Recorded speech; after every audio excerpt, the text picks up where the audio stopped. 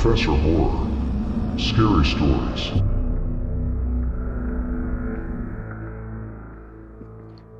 So there's an abandoned house next to mine, and the previous owner moved out to California about 20 years prior and never sold it. So I got a flashlight, some gloves, and I went over and pushed the window open and went inside, starting with the basement. In the basement there was a really big grand piano. It still plays, but it's really out of tune. There was some old World War II stuff, what seemed to be a signed Elvis poster, and some other really cool stuff no one should ever leave behind. There's basically a whole story in that basement, including a broken wedding picture frame and instruments all over the place. On the main floor was an unmade bed, molded food still in the fridge and on the stove top, half-empty beers turned solid, lights that still hadn't been turned off. And then I started walking upstairs, and that's when I heard crying coming from one of the side rooms. I absolutely freaked out, and I haven't been in there since.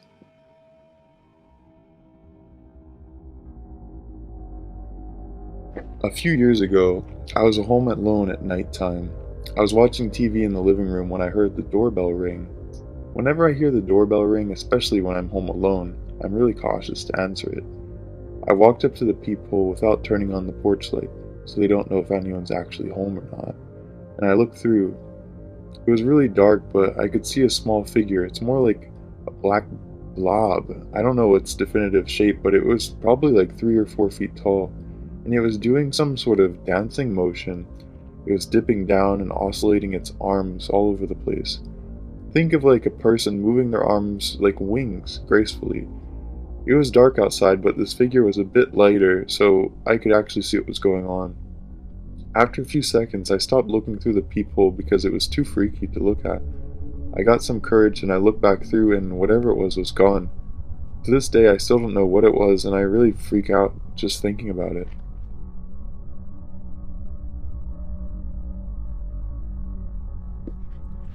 So this happened in the late 80s, early 90s. I was around 6 or 7 years old. So I was at home with my sister, who's 14 or 15 at the time, and we grew up in a small Texas town where everybody knows everybody. We were home alone on this one particular night, and my folks let my sister babysit me frequently. We always got along due to our age gap. Anyways, it was about 8 p.m. in the winter time, and the deserts really get pretty cold at night. So it's dark, and we're in the common room since that's where the TV was. We're watching 60 Minutes or 48 Hours or Hard Copy or some other thing like that.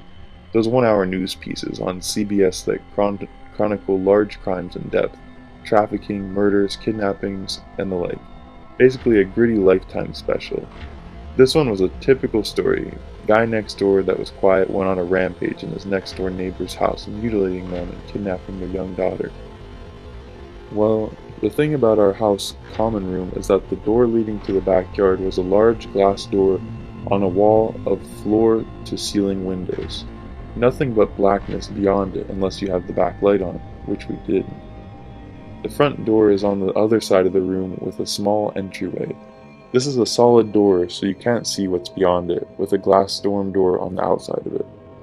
About 45 minutes into the show, they're talking about the ongoing manhunt for this crazy guy, and bam, bam, bam, front door bangs like crazy.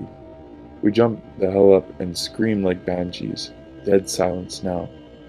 The only lights on in the house are the kitchen down the hall from the common room we were in and the light from the TV. We start thinking that maybe something from the porch was just blown against the door.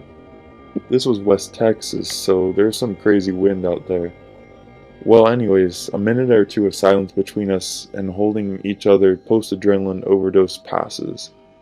Just when we were about to declare everything is safe, we hear the storm door on the outside of our front door close. Damn. Someone had to have opened that door to be able to bang on the front door like that. We were both frozen in the middle of the room on the floor where we had been watching TV. My sister crawls over to the TV and turns it off. It was an old TV, so you had to turn that metal dial to switch it off, which when it does, it makes a mildly loud thunk. Now, it's just us in a room dimly lit by the kitchen light down the hall. I don't remember how much time passed with myself frozen to my sister still crouched by the now turned off TV, but we kept making eye contact at the front door. I remember this part vividly. I'm on my knees, sitting on my feet, and I turn around to look at the back wall of windows and the glass door. We hear and I see the black doorknob turn. It was locked on the knob but not deadbolted. It rattles slightly as if someone's gently trying to turn the handle. Neither of us make a sound, just holding our breath. Then, bam, bam, bam. Loud as all hell, someone is trying to force the door open, just jerking it back and forth. The whole wall of windows is vibrating violently, and I can see with each jerk of the door how my slight reflection gets fuzzy, and then clear, and then fuzzy. My sister flips her shit and screams bloody murder. I'm still frozen on the floor. She gets up and basically drags me into her room, slams the door, throws her mattress and anything she can in front of her door. Thankfully, she had remembered the phone, one of those ungodly beige, heavy, plastic, long metal antenna portable phones. We still had a direct dial the sheriff there, and in her panic she didn't remember the number. She just hit redial on the phone. It was one of her friends, and she tells them in broken gasps that someone is trying to get into our house, and they need to get there right now. I'm curled up on the floor and I cannot stop shaking. We don't hear anything else until we hear the headlights of my sister's friend and her parents driving up to the house. We never did find out who was at the door or why.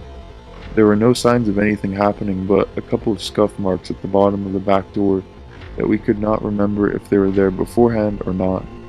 Nothing like this has happened to me or her since, but damn, we never forgot to lock the door after that.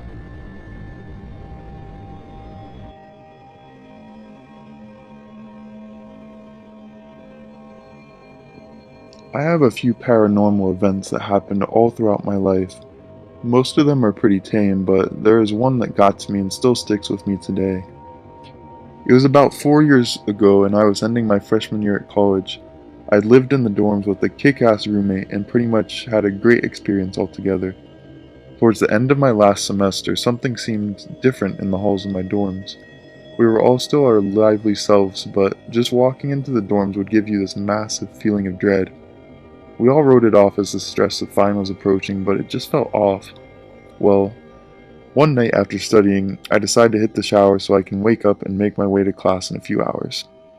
Before I keep going, I should go ahead and set the layout of our hall and the bathroom. Our hall was many of the halls on a single floor. Each hall had 4 rooms that accommodated 2 people each, or a single room for the RAs. The entrance to the halls were a massive steel doors with a small window located at one end, and across from it was the bathroom. It seriously felt like a prison block rather than a living quarter for college students. As for the bathroom itself, when you walked in, you were immediately met with 2 sets of sinks, 2 sinks aside, on your left and right, with massive mirrors facing each other and creating that infinite loop of mirrors. Then past that, you had your 2 urinals and a toilet stall on your left, and 2 showers on your right. When facing the left set of sinks, you can clearly see into the showers from the mirror, if the door is open. And in the right set of sinks, you can see the reflection of the shower. The door of the bathroom was identical to the entrance to the hall, a massive steel frame with a small window that didn't allow much of a view, with good reason. The door was propped open with a giant wooden wedge that couldn't be moved unless you were really trying to close the door. So back to the story. I'm all alone in the bathroom, gearing up to go shower. I throw my change of clothes on the right side of the sink, so that way I can reach around the stall and grab them. Once I set my stuff down, I happen to look up into the mirror and I can see in the distance something almost shimmering inside of the shower stall. As I look at it, I notice that it slowly gets closer, like it's jumping from the furthest most layer to the next layer closer.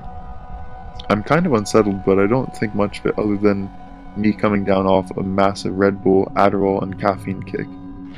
But it starts transitioning faster. As it gets closer, I can start making out the details, but nothing vivid or striking. It's just a mass dark that looks like it's covered in hair. At this point, I'm freaking out hardcore since the thing is getting closer in the mirror and I'm pretty much frozen to this one spot. As it gets to the 4th layer, I get the closest look at this thing I'll ever get, and I regret it every minute. It wasn't hair, but it was some kind of long flowing veil. You could see through it partially, but from the torso down, it was just a solid black face. And the face, I can't describe it. It was like clearly human, but at the same time, it was so far removed. There were eyes, but they were black, but somehow glowing at the same time. I only saw this for maybe a second at the most, but it's burned into my mind forever. Then the lights cut out and I heard the door slam. It was pitch black in the bathroom, so I can't see this thing anymore. And I go to open the door, but it won't open. And there's this intense smell of blood that hits me out of nowhere. That's all I remember. I woke up later in the hospital from what my RA claims, and he was on the way to go to the bathroom sometime after this happened. That's where he found me in the shower stall, with my shirt covered in blood from a massive nosebleed. He tried asking me what happened, and according to him, all I could respond with was, "It saw me," and I started freaking out. So he calls an ambulance and they get me to the hospital. All the while, I'm apparently freaking out, so they sedate me to try to get me to calm down. I'm coming to around the time that my parents show up, worried sick of course. I asked them what happened, and according to the doctors, they believe I had a seizure somehow. They ran CAT scans soon after I was cooperative enough to do so, and they found no signs of seizure occurring. Not to mention epilepsy doesn't run in my family at all. And having taken Adderall countless times in the past, and since then, I never had a similar side effect, neither hallucinations or potential seizures. To this day, I still can't bring myself to look into a mirror for more than a minute, and just being stuck in a room with one for an extended period will cause me to break down. I've been going to therapy for 3 years because of this, and I've talked to countless religious leaders who, besides giving me the general, "well, you should turn to God in times like these" talks, don't recognize that this kind of pattern is anything demonic or evil. And the strangest thing is that before the incident there were no actual claims of activity in those dorms, and since I left there hasn't been any either. It was just that one isolated incident.